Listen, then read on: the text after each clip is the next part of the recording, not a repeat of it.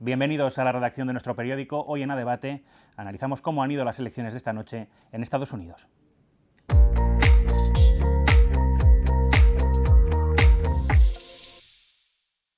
Me acompañan en esta mesa Carmen de Carlos, redactora jefe internacional del Debate. Buenos días. Buenos días. Tenemos una mesa internacional. Andrew Smith, perdóname la pronunciación, si no ha sido muy allá, analista internacional, fuiste también funcionario de Naciones Unidas. Bienvenido a la redacción del Debate. Muchas gracias, un placer. Y Jorge Elías, fuiste corresponsal en Washington, diriges el interim.com y también vas a comentar con nosotros un poco qué ha pasado esta noche en Estados Unidos. Y eso es lo primero que os pregunto, ¿qué ha pasado? ¿Cómo ha ido la noche? ¿Qué valoración general hacéis, así para entrar en ambiente? Bueno, yo creo que los demócratas han ganado perdiendo y los republicanos han perdido ganando. Las expectativas que tenía el Partido Republicano de conseguir entre 15 y 20 escaños en la Cámara de los Representantes no las han logrado, sino han sido bastante inferiores, aunque tendrán el control, aparentemente, de lo que aquí sería el Congreso de los Diputados. Luego en el Senado, que había también muchas expectativas creadas de que podrían arrebatarle esa mayoría a los demócratas que conseguían gracias al voto de ese empate de Kamala Harris. Esto es como en Argentina, que al ser vicepresidenta, pues aunque no sea senadora, estaban 50-50, su voto siempre desempataba. Pues parece ser que los demócratas, si sigue el recuento por el camino por el que va, tendrían la mayoría en esa Cámara. Entonces el anunciado batacazo, también expresión española, batacazo es darse de bruces, porque en Sudamérica en algunos países no es eso, sino todo lo contrario, es el gran triunfo, pues no ha sido tal. Entonces yo creo que en ese sentido pues Biden puede respirar tranquilo, mientras que, bueno, ya entraremos después, los republicanos no tanto, y especialmente Donald Trump mucho menos. ¿Qué ha pasado esta noche? ¿Qué ha pasado? Más que todo, bueno, como decía Carmen, el control de la Cámara de Representantes es realmente fundamental porque las leyes se manejan por la Cámara de Representantes, empezando por el presupuesto. El Senado maneja más que todo el Poder Judicial, es decir, la designación de jueces. Y es importante en un momento en el cual también está en discusión en Estados Unidos el papel de la Corte Suprema y también la designación de jueces. Hay que ver las gobernaciones, hay 36 gobernaciones en juego, la más importante hasta ahora, pero por figuras, no por estados, sino por figuras, es Florida. Allí bueno, Ron DeSantis, que es un posible candidato presidencial, que inclusive, más allá de que comulgue con Donald Trump, podría ser el precandidato presidencial. Bueno, es importante. Y por el lado demócrata hay un problema. Joe Biden tiene repuesto. Es decir, Kamala Harris no tiene la adhesión que puede tener un precandidato presidencial. Y me parece que es el gran desafío de los demócratas, encontrar en 2 años un nuevo líder o que Joe Biden vaya por la reelección, que es lo que le corresponde a todo presidente en Estados Unidos, pero dada la edad y dadas las mismas dudas de los demócratas, yo creo que queda en duda.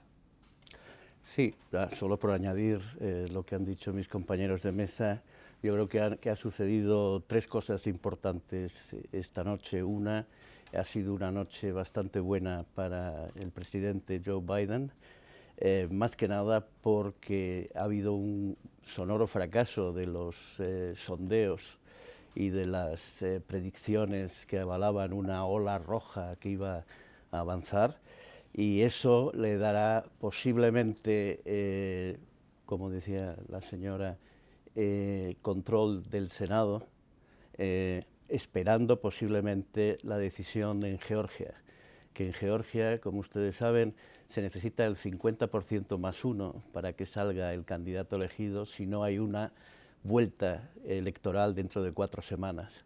Así que yo creo que lo del Senado no se va a decidir posiblemente hasta el año que viene.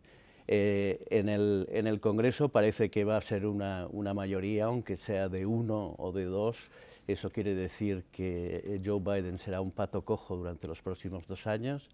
Se paralizarán procesos como la investigación del 6 de enero del 2021, posiblemente se enfrentará a investigaciones sobre su gestión de la salida de Afganistán, sobre las actividades de su hijo Hunter Biden y de corrupción, y tendrá unos 2 años de infierno que le esperan legislativo, sobre todo en Washington, y también porque tiene una Corte Suprema 6-3 en contra de sus decisiones. Otra cosa importante que ha pasado es que muchos candidatos, sobre todo el candidato a senador por Pensilvania, favorecido Oz, un gran adalid de Trump, con muchos de ellos no han salido tan bien parados como se esperaba, lo cual espero que haga pensar al Partido Republicano de que Trump se está convirtiendo en una carga más que en una avanzadilla, y el triunfo rotundo como gobernador de DeSantis en Florida le dará alas para presentarse como alternativa a Trump. Eso lo tiene que decidir un partido republicano que está con muchas ganas de pasar página. Lo mismo puede suceder en el Partido Demócrata, como decía mi compañero de mesa, que tendrán que ver que Joe Biden no será un candidato viable para el 2024. Y el último punto que quería subrayar es la importancia de que ha habido muchos referéndums en distintos estados que han sido muy importantes, y por ejemplo en California han subrayado el derecho al aborto, por ejemplo. ¿Qué quiere decir esto? Que los estados están recuperando poder de decisión a nivel con el contexto con el gobierno federal.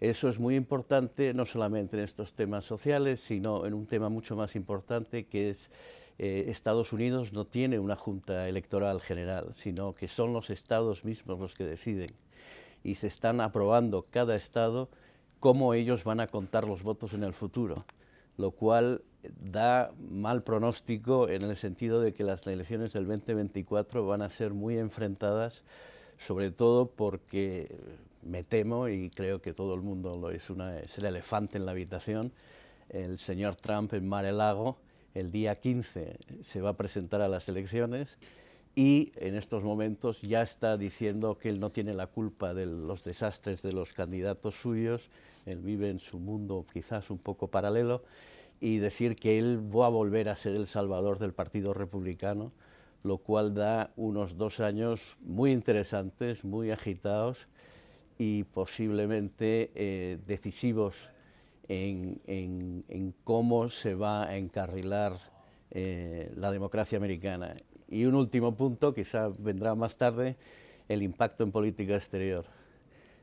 Yo, si fuera Vladimir Zelensky, estaría mucho más preocupado de lo que debía de estar, porque ya están, ayer por la noche estaba viendo en el coso electoral, y había gente que salía de votar diciendo: no entiendo por qué estamos construyendo puentes en Ucrania y no lo estamos haciendo en California o en Oklahoma.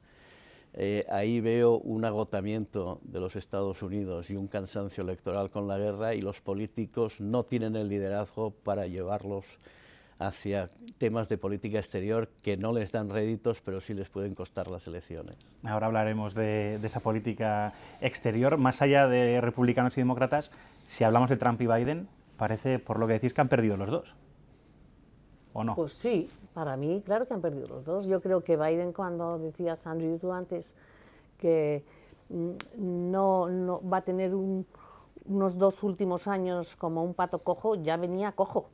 Es decir, esto no es que a estas elecciones, que además históricamente al resto de sus antecesores les pasó lo mismo, ¿no? O sea, no consiguieron mejorar los resultados, sino que siempre fue un paso atrás. Me parece que es un par de excepciones, que son Ronald Reagan y Bill Clinton, si no me equivoco. O sea, Biden ya venía muy mal, venía lastrando su propio gobierno, sus propios errores desde la salida caótica de Afganistán, y con unos problemas económicos descomunales, la inflación que hablabas antes. Claro, la gente lo que dice es: a mí lo que me preocupa es qué me cuesta la gasolina, cómo pago la renta, cuando voy al supermercado, a cuánto está la leche. Entonces, él ya venía mal, y estos 2 años que le quedan, a pesar de que efectivamente ha salvado, entre comillas, la cara, lo va a tener más difícil, porque la Cámara de Representantes, bajo control republicano, no le va a permitir moverse como a él le gustaría, y veremos qué pasa en el Senado. Bueno, uno que también venía mal y resultó favorecido fue George Bush, hijo, y resultó favorecido lamentablemente por el atentado contra las Torres Gemelas. Pero si no, esas elecciones también las podría haber perdido. A ver, pasados los años, los últimos 20 años, hoy hablamos de demócratas y de republicanos, pero también, creo yo, hay que hablar de pulso de la gente. Y la verdad es que más allá de que los americanos tienen por costumbre embanderar sus casas cuando hay elecciones e inclusive tomar posición por tal o cual partido, hoy también hay que ver de dónde vienen. Es decir, el senador o el representante primero responde a su condado, luego responde a su estado, en el caso del senador, y luego va al Capitolio. Y hoy hay un reclamo generalizado, como bien dice Carmen, inflación, guerra en Ucrania que queda muy lejos y que al principio sí, efectivamente, una solidaridad fenomenal, pero cuando se van millones y millones y millones y no se ven progresos, eso preocupa. La recomposición de la relación de Estados Unidos con Europa es otro tema, que en realidad al norteamericano poco y nada le importa. Y para ver a Estados Unidos también hay que ver lo que vemos nosotros desde afuera, que son las costas. Hablaba Andrew de California, por ejemplo, o hablamos de New York, o hablamos de Florida, pero el centro de Estados Unidos, que es donde están realmente los votantes y los contribuyentes, los que dicen, bueno, yo pago estos impuestos y quiero que me los retribuyan de este modo, ese es el que no se ve, y ese es el que define finalmente las elecciones.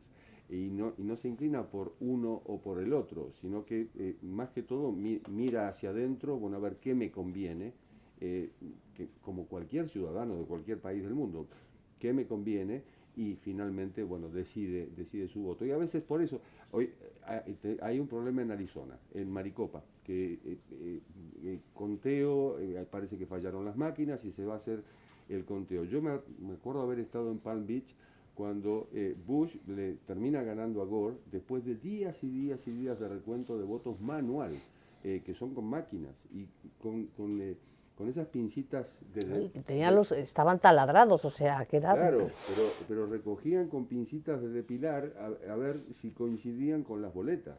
Y ojo, un condado puede definir una elección como ocurrió en el año 2000.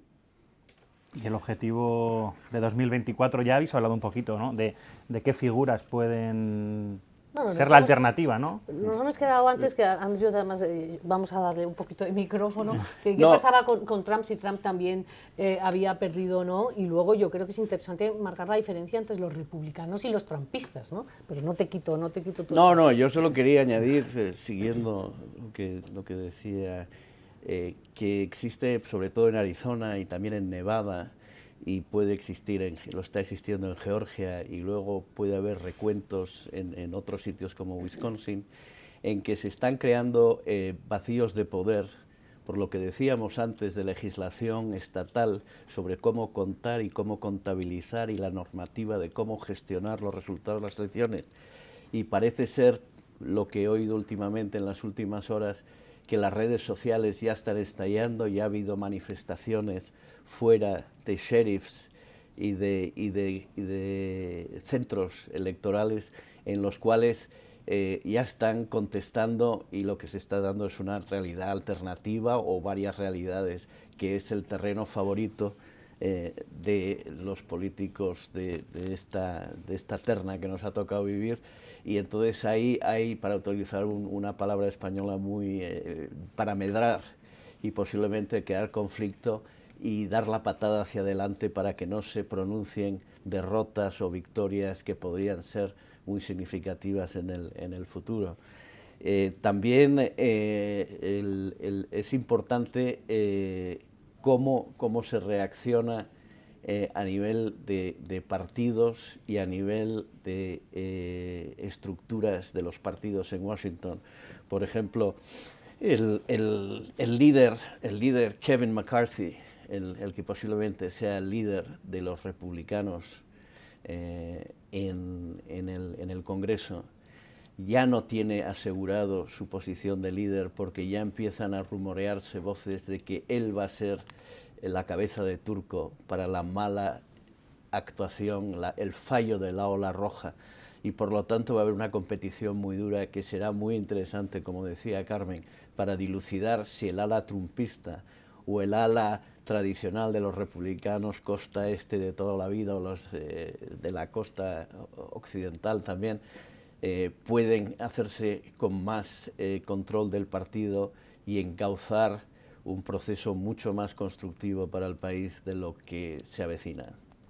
Sí, lo que hablábamos antes.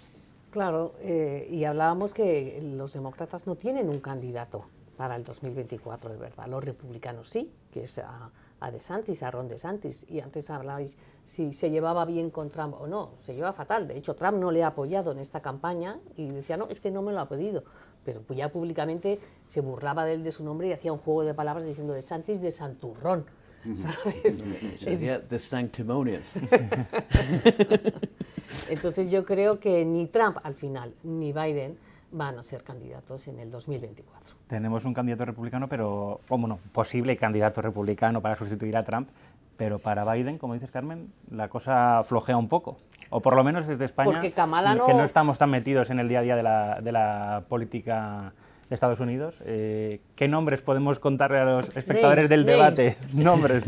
Vamos a poner nombres sobre la mesa. Si me permiten, decía un primer ministro británico, Harold Macmillan, que 24 horas es un periodo muy largo en política. Pues 24 meses, imagínense. Sí.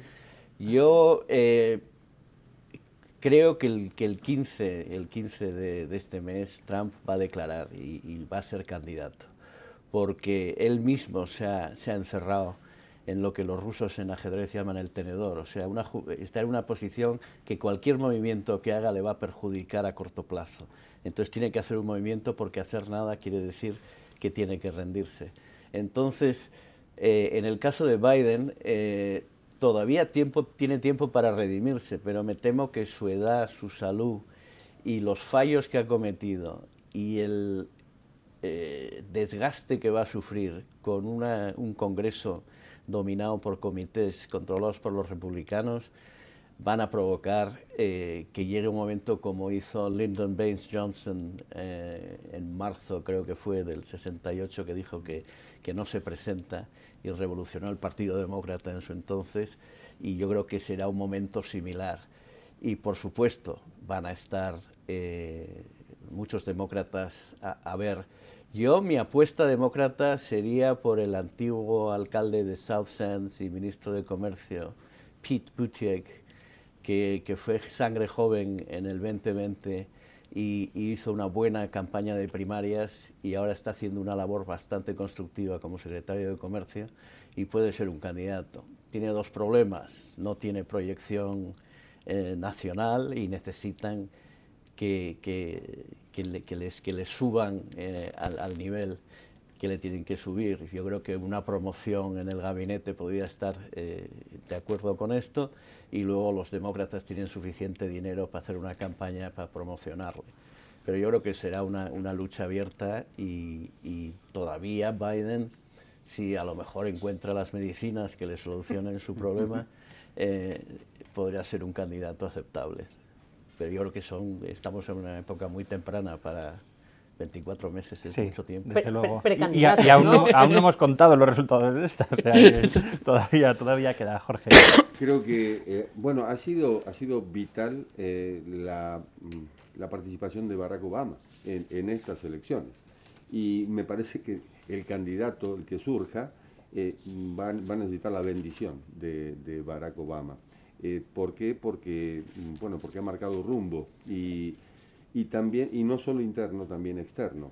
Es decir, hay discusiones inagotables en Estados Unidos, como por ejemplo los planes de salud, es decir, el Obamacare, Medicare, Medicaid, se siguen discutiendo y son estatales, es decir, dependen de cada estado. Que este es el otro tema, como bien decía Andrew. Por ejemplo, Texas. Greg Abbott, finalmente el gobernador, también hace una muy buena elección. ¿Y ahí de qué hablamos? Ahí hablamos de cuestiones migratorias. Texas, Arizona. Bueno, cuestiones migratorias. Joe Biden, ¿qué cambió? Sigue el título 42 que impuso Donald Trump en su momento, es decir, aquellos que pueden ser portadores de alguna enfermedad, esto con la excusa del coronavirus, no pueden ingresar en Estados Unidos. China, ¿qué cambió? Nada. Sigue la guerra comercial, la guerra arancelaria, e inclusive Nancy Pelosi, que resultó reelegida en California, fue la que provocó, por decirlo de algún modo, el desmadre que se produjo con Taiwán hace muy poquito. Y estamos hablando aquí de líderes de edad promedio 80 años. Hoy son líderes. Entonces, tiene que surgir alguien, y sí, podemos barajar nombres de representantes, nombres de senadores, nombres de gobernadores, pero sinceramente, Kamala Harris parecía que iba a ser la gran estrella. Primera vicepresidenta, mujer, bueno, ella se define como negra y tal, pero realmente no convence y ha resultado su figura opacada en un tiempo también bastante particular. Yo digo que antes había antes de Cristo y después de Cristo. Hoy hay antes del coronavirus y después del coronavirus, AC y DC. Y me parece que en este DC, y justamente DC es Washington, el Distrito de Columbia, allí me parece que se va a definir esto. Ahora juega tú con el DC si quieres. Jugar juego poco. Yo sigo pensando, de todas formas, lo que habéis dicho, que vamos a ver muchos precandidatos, quedan 2 años, pero que finalmente quién va a ser el candidato no va a ser ninguno de estos 2 octogenarios de los que estamos hablando, porque no le conviene ni a un partido ni a otro. Y yo creo hoy por hoy, tú decías, es verdad, el tiempo es eterno en 24 horas, luego no te quiero ni contar 24 meses, efectivamente, los republicanos sí tienen un par de nombres interesantes y uno de ellos es el actual gobernador de Florida, que ha conseguido la reelección que comentábamos antes, y es un 60% de apoyo el que ha tenido en este estado, que es muy importante. Yo creo que hoy por hoy tiene más bazas, más cartas con las que jugar los republicanos que los demócratas. Vamos a terminar esta mesa hablando de política exterior, que es casi por donde hemos empezado. Hemos hablado de Zelensky, hemos hablado de China, vamos a hablar de Rusia, vamos a hablar de cómo afecta el resultado de estas elecciones a las decisiones que va a tomar Estados Unidos de aquí a 2 años. Bueno, sí, como sí. queráis, como queráis. Como no, queráis. Me han mirado, sí, vamos a cambiar el orden. Es un resultado no muy bueno para la Alianza Occidental en estos momentos, con los problemas que tiene, con una guerra de media intensidad en Ucrania, una confrontación bastante de escala en el Pacífico, y luego grandes problemas estructurales en todo el mundo, sobre todo la crisis alimentaria, la crisis climática, y luego guerras que nosotros llamábamos guerras inherentes en Naciones Unidas, que son conflictos en el Sahel, Congo, Oriente Medio. Hemos visto que 1/3 de Pakistán ha estado inundado, y entonces que el líder, la potencia mayor de la Alianza Occidental esté paralizada legislativamente y que solo el presidente pueda actuar, afortunadamente, con acciones ejecutivas, y tiene grandes poderes el presidente americano para exterior, quizá los más grandes que tiene, sean en política exterior y de defensa, puedan ayudar a resolver esos problemas y a liderar. Yo me temo que por los últimos 2 años, la experiencia que hablaba Carmen de Afganistán, el comportamiento que ha tenido en distintas crisis, ahora mismo en Egipto con la crisis del clima, ese liderazgo no se está materializando, y el resto de los aliados, sobre todo en Europa, pero también en Canadá y Asia, están esperando un liderazgo de Estados Unidos, que me parece la resolución fácil, porque ya es hora de que nos hagamos mayores y no seamos responsables de nuestro propio hecho. La guerra en Europa, o sea, la guerra de Rusia con Ucrania, está claro que ha sido delegada a la Unión Europea y a la OTAN y a los países europeos, con una supervisión de los anglosajones por encima. La pelota está en el tejado de Berlín, sobre todo, pero también de Bruselas. Y si yo fuera Vladimir Putin, haría una estrategia de esperar a que el invierno haga sus efectos más perniciosos y que ya el cansancio que se está viendo y la falta de liderazgo europeo en esta materia se consolide en una posible quiebra de esa alianza que le permita obtener un acuerdo de paz, una negociación que muerda otro trozo de Ucrania y prepararse mejor para la próxima ronda. Así que mis presagios para política exterior no son buenos, porque además los republicanos intentarán hacerle daño a Biden y a los demócratas en política exterior y de defensa, porque quizás con el bloqueo legislativo es la única acción que se les permite ahora en estos 2 años. Acuérdense, Nixon, Reagan, Carter, todos hicieron sus grandes ofensivas diplomáticas en los 2 años que eran patos cojo, porque dentro de casa no podían hacer nada. Uno hizo Camp David, otro hizo la aproximación a China, otro hizo los acuerdos con Gorbachev, y Biden me imagino que tendrá unas en su manga para tratar de resolver algunos de los grandes problemas que tiene antes de despedirse y pasar a la historia.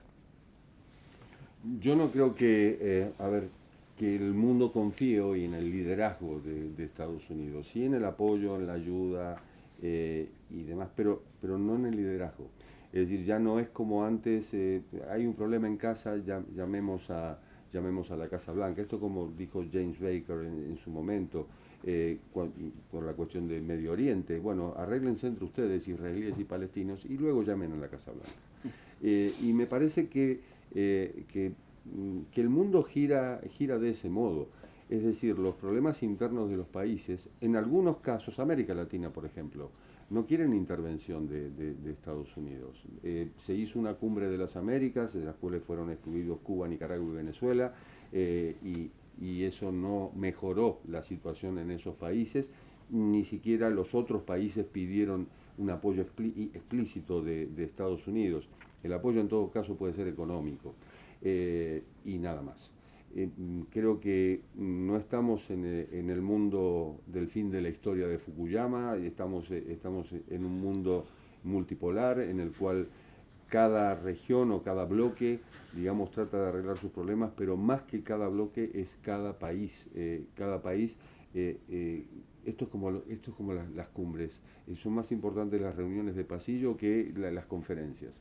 Y aquí me parece que pasa lo mismo, exactamente lo mismo.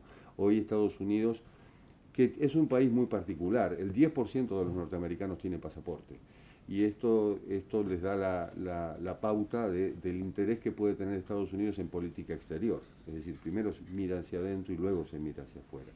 Entonces, me parece que Biden trató de arreglar el desastre que hizo Trump en política exterior, que es público y notorio, pero sin poder económico, sin poder político, ni en casa ni fuera de casa. Que primen, por supuesto, las relaciones bilaterales, me parece fenomenal, y me parece que va por esa senda, pero no mucho más. Es decir, no aquel liderazgo de Estados Unidos, el cual se llamaba al Marine para que te solucionara todos los problemas, que ya no es así. Carmen. Yo quería puntualizar una cosa respecto al tema de Ucrania, la guerra de Ucrania, la invasión de Putin a Ucrania. No hay tantas diferencias entre los demócratas y los republicanos. Dentro de los demócratas hay también ahora una resistencia. Recordar que hace, creo que semana y media, hubo un grupo de demócratas que le escribió una carta al presidente Biden diciendo: oye, vamos a ver, busca ya una alternativa diplomática, deja en segundo plano el resto de la confrontación, de los caminos que estamos utilizando, termina con el cheque en blanco para Volodymyr Zelensky y ajustémonos a buscarle una salida negociada. Eso se armó mucho barullo, hubo gran escándalo. Luego los propios firmantes de esa carta dijeron no queríamos decir exactamente eso, lo que queríamos decir es que no se descartara la vía diplomática. Quiero decir, el hartazgo, el cansancio, tanto en las filas republicanas como en las demócratas, y el egoísmo por tu bolsillo respecto a la guerra de Ucrania, yo creo que en ese sentido es compartido. Y luego no hemos hablado de una figura que para mí es fundamental y que es la que tienen en mente todos los ocupantes de la Casa Blanca. vamos, en este caso quien está ahora y el que venga después, que es de Xi Jinping. A ver, el enemigo, entre comillas, ahora mismo, para Occidente es Xi Jinping, es China. No, Putin casi que lo puedes dejar como es un problema de Europa. Putin es un problema de Europa, entre comillas. Bueno, lo llaman el competidor. En la estrategia de defensa americana, China es el competidor y Rusia ahora es el enemigo o la amenaza, clear and present danger, que llaman ellos, la amenaza más real a los intereses americanos. Pero también hay que acuérdate en la cumbre de la OTAN, que los dos los ponían en el mismo nivel.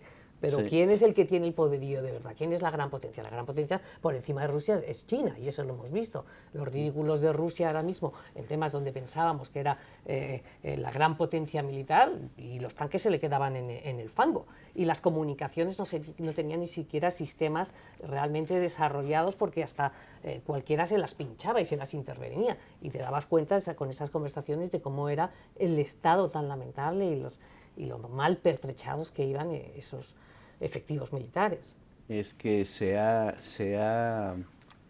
cuando la gente no sabe qué hacer, hace lo que sabe. Y entonces usan paralelos en anteriores, y yo creo que se ha mitificado mucho el poderío de la Rusia actual con la Unión Soviética pasada. Solo un dato para poner todo el mundo en contexto. El Producto Interior Bruto de España es mayor que el de la Federación Rusa. Sí, sí. Ahí lo tiene. Y en España estamos en una dinámica de que, bueno, esto es un desastre, esto no tiene solución y tal. Pues imagínense los ricos que somos, cómo estarán en Rusia. Y luego, efectivamente, estoy de acuerdo con Carmen, o sea, se ha sobredimensionado. Pero hay un factor muy importante, que es las armas nucleares. Y las biológicas y químicas. Bueno, vamos a decir armas no convencionales, entonces, para concretar mejor. Muchas gracias. Y luego también el hecho de que Rusia tiene una doctrina militar que establece la proyección de fuerza para establecer fines políticos, lo cual la hace mucho más propensa a utilizar la fuerza militar que otros materiales, como hemos visto desde 1994 en Chechenia, en el Cáucaso, en Transnistria, en Asia Central, ahora en Ucrania varias veces, en Siria, en Georgia, etcétera, etcétera. Y por lo tanto, siento usar estas stereotypes, estas frases, ¿no? Cuando se tiene un martillo, todos los problemas son clavos. Entonces, lo que le hace falta a Rusia para poder entrar en un proceso de integración y de volver es de quizás desmilitarizar su sociedad y de tratar de hacer una reforma, regeneración de tejido económico, etcétera, pero eso no va a poder venir cuando esté en Grecia y con este régimen que tiene, que solamente mantiene su legitimidad a través de su acción militar y exterior y no por los beneficios que le da a la sociedad. Entonces, ahí estamos en un proceso de que posiblemente se tardará una generación en saltar este tipo de problemas en el este de Europa. A la vista está... Bueno, querías añadir, Jorge, sí. No, coincido con Carmen. China es el socio larvado de Rusia, porque en realidad no ha apoyado abiertamente la invasión a Ucrania. Lo mismo ocurre con India. Estamos hablando de los dos países más poblados del mundo. Lo mismo ocurre, por supuesto, con los socios de Rusia. Pero este tercer mandato de Xi Jinping marca la diferencia con todos sus antecesores desde 1949, desde la Revolución Cultural, y le da un poder fenomenal para proyectos. En China siempre te dicen, bueno, lo que ustedes piensan a 5 años, nosotros lo pensamos a 5.000 años. Bueno, y este es el plan de China. En silencio, pero avanza en esa dirección. Ruta de la seda, inversiones en África, que por ahí desconocemos, alianzas con países supuestamente, supuestamente no, en algunos casos peligrosos, como es el caso de Irán, y así sucesivamente. China lo hace en silencio. América Latina es una realidad, es decir, tiene mucha más presencia China que Rusia, al menos en inversiones y en expectativas de inversiones. Decía que a la vista está que tenemos por delante 2 años apasionantes. Os dejo ya concluir con un titular, pero un titular de verdad, de los de 6, 10 palabras. ¿Qué ha pasado y qué viene por delante, Carmen? Vamos a ver, titular de Titular de periódico. Pues sí. bueno, pues voy a terminar como empecé. Biden gana perdiendo y Trump y los republicanos pierden ganando. Andrew. Pues titular, yo diría una noche que da pie a un posible optimismo porque la buena gestión de ciertos candidatos ha sido premiada y las emociones han sido contenidas, pero como Carmen acaba de decir, los presagios a medio y largo plazo no son muy positivos.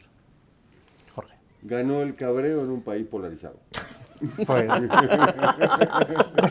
poco más que añadir. Jorge, Andrew. Lo más diplomático que he oído esta mañana. Jorge, Andrew, muchas gracias por haber visitado hoy la redacción del debate, Carmen. Muchas gracias. También muchas gracias por participar en esta interesante mesa, y a los espectadores y lectores del debate les digo que ya lo han escuchado, ya lo han visto. Hasta 2024 tenemos muchas cosas que contar desde aquí y les invitamos a leerlas y a vivirlas con nosotros. Muchas gracias.